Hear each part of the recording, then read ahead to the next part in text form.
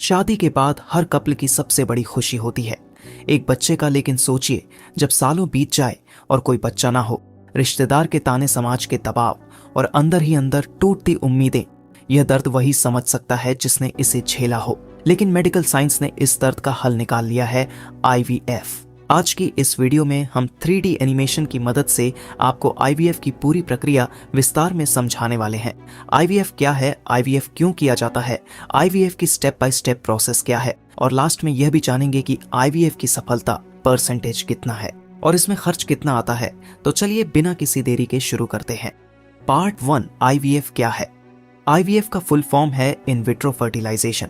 इसे आम भाषा में टेस्ट ट्यूब बेबी टेक्नोलॉजी भी कहा जाता है। जब किसी कपल का बच्चा नहीं हो रहा होता है तब आईवीएफ की प्रक्रिया की मदद से उसका बच्चा कराया जाता है। आसान भाषा में समझे तो आईवीएफ एक ऐसी तकनीक है जिसमें महिला की एग और पुरुष की स्पर्म को शरीर के बाहर लैब में मिलाया जाता है। जब यह दोनों मिलकर एम्ब्रियो बना लेती है तो उसे महिला की यूट्रस यानी गर्भाशय में डाल दिया जाता है, जिससे प्रेगनेंसी शुरू होती है।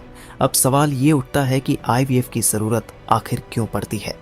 इसको अच्छी तरह से समझने से पहले आपको फीमेल रिप्रोडक्टिव सिस्टम और मेल रिप्रोडक्टिव सिस्टम को अच्छे से समझना पड़ेगा।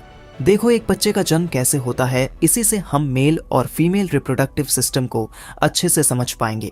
ये फीमेल की रिप्रोडक्टिव सिस्टम है। फीमेल रिप्रोडक्टिव सिस्टम का सबसे महत्वपूर्ण अंग ये ओवरी यानी अंडाशय होता है। हर फीमेल में 2 ओवरी होता है जो एग का प्रोडक्शन करती है। प्रत्येक माह ये ओवरी एक एक एग रिलीज करते रहता है। यहाँ आपके मन में भी एक सवाल आया होगा कि क्या हर महीने ये दोनों ओवरी एक एक एग रिलीज करती है? तो इसका जवाब है नहीं। जब एक ओवरी एग को रिलीज करता है तो दूसरा ओवरी अगला महीना एग को रिलीज करता है, यानी कि दोनों के बीच टोटल 28 दिन का स्पेस होती है। ये फीमेल की यूट्रस है।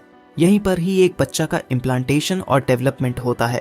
और यह जो यूट्रस और ओवरी के बीच ट्यूब दिख रहा है, इसका नाम फॉलोपियन ट्यूब है।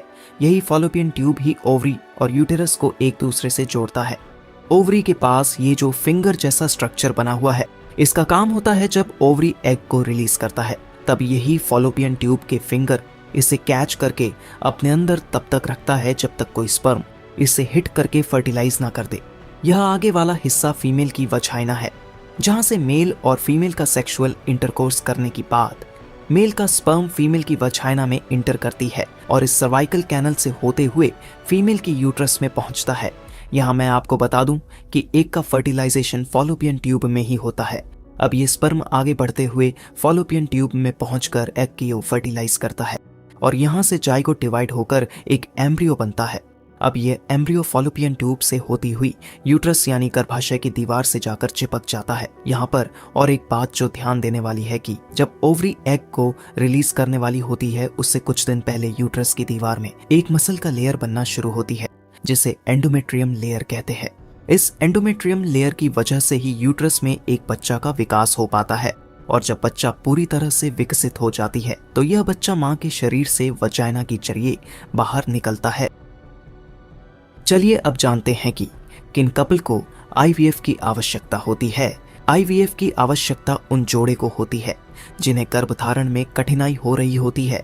इसके पीछे कई कारण हो सकते हैं। सबसे पहले महिला से जुड़ी समस्या को जानते हैं, फॉलोपियन ट्यूब ब्लॉकेज, जिसकी वजह से इंटरकोर्स के बाद मेल का स्पर्म फीमेल की एग तक पहुंच ही नहीं पाता है कि उसको फर्टिलाइज कर सके।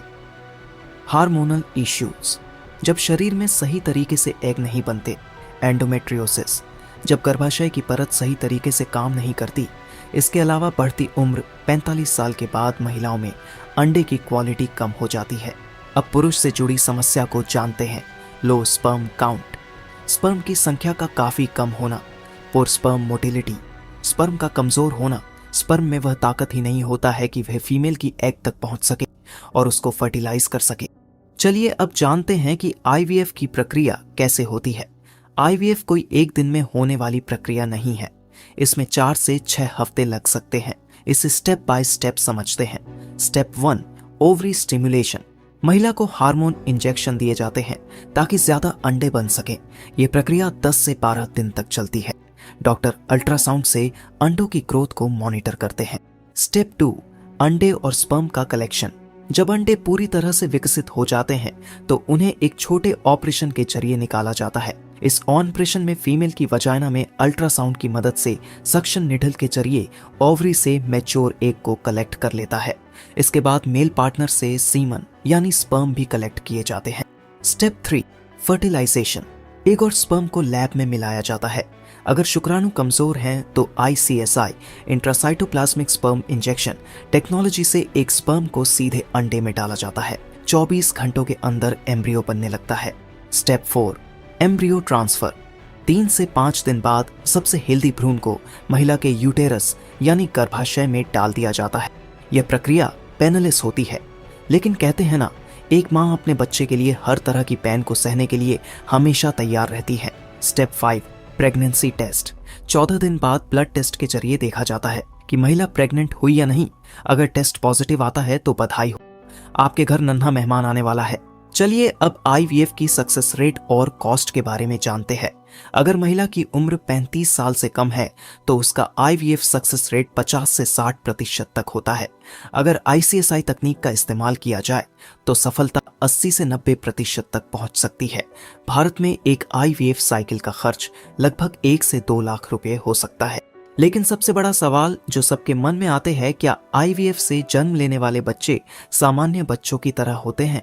दुनिया की पहली test tube baby Louise Brown का जन्म 1978 में हुआ था। आज वह पूरी तरह स्वस्थ और खुद एक माँ है। IVF से जन्मे बच्चे नेचुरल तरीके से जन्मे बच्चों की तरह ही होते हैं। IVF सिर्फ एक मेडिकल ट्रीटमेंट नहीं, बल्कि उन कपल के लिए उम्मीद की किरण है जो माता पिता बनने का सपना देख रहे हैं। अगर आपके आसपास कोई इस समस्या से जूझ रहा है तो उसे हिम्मत देने की जरूरत है। अगर आपको यह वीडियो जानकारीपूर्ण लगी तो इसे लाइक करें, शेयर करें और हमारे चैनल को सब्सक्राइब करें। नीचे कमेंट में बताइए, क्या आपने या आपके किसी जानने वाले ने IVF के बारे में कभी सोचा है? धन्यवाद।